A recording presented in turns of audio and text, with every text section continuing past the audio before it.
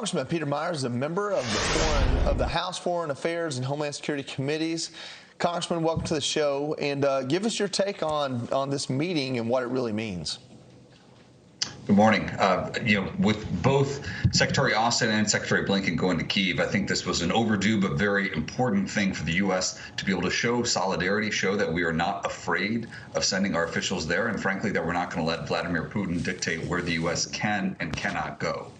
So I give the Biden administration credit for doing so. I wish this would have come sooner, but I think this was a very important show of solidarity. And I'm excited that they're also announcing the plans to return U.S. diplomats more broadly to Kyiv. Now, a lot of our NATO allies never left Kyiv.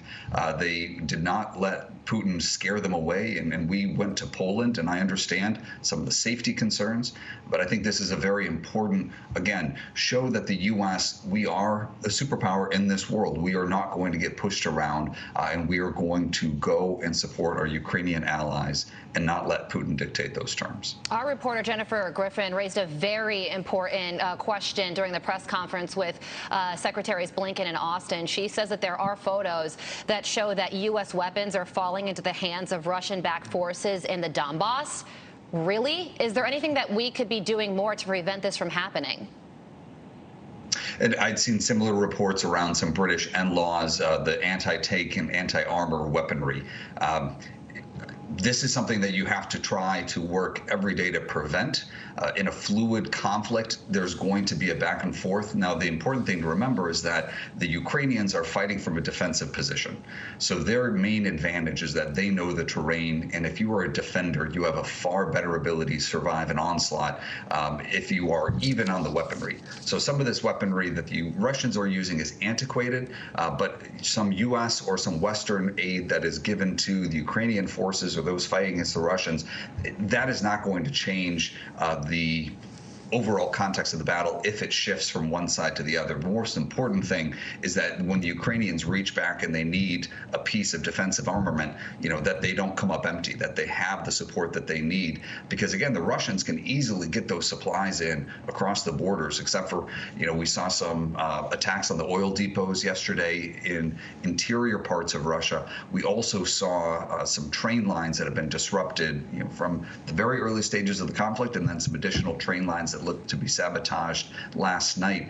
So I think the Ukrainians are showing that they're willing to impact Russian logistical lines, just as the Russians are trying to go after some of the weaponry that's been targeted, that's been transferred from the West to the Ukrainians as well. Congressman, I know that, correct me if I'm wrong, I believe you went to Afghanistan back when everything went down in August and we pulled out, and everything looked discombobulated. It did not look very well organized. The logistics didn't look good. Do you feel like we have the logistics here to be able to get these weapons to the people that need them in Ukraine? That's been very evolving, but I think it has been improving since the earliest moments of the conflict. Now, we had started some weapons transfers ahead of the invasion. I wish we would have done more, but we had some of those supply lines and some of those routes outfitted.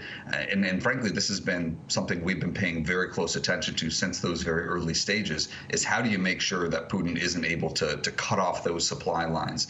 So I do have confidence we're able to get what we need to get to the people who need them. But the overarching question is going to be, can that be sustained? And setting aside the defensive equipment, are we able to also provide for the humanitarian aid side? Because we have millions of Ukrainians who are in Poland, in Romania, in Moldova, and Hungary who have had to flee. And you can have some very dangerous conditions when you have so many displaced individuals, right? So this is going to be an organizational challenge. It has been an organizational challenge, and it's something we need to stay very closely on top of. Congressman, quickly here, because we got to hand it over to Fox and Friends in less than a minute, but there were 5 train stations that were attacked in Ukraine. This is after the Defense Secretary and Secretary of State took a train to Kyiv. Is this a message that Russia is trying to send in striking the train stations? Absolutely. And then, frankly, it could be a message after the Ukrainians struck those oil depots. So I think we're seeing the outlines of that playbook of, if you attack these civilian targets, we're going to strike deep, and the Russians wanting to strike back. So this is entering a phase where I think the Russians have to realize that this war will not be isolated to Ukraine, and they will feel the consequences as well. Congressman Peter Meijer, thank you so much for joining us this morning. We so appreciate it.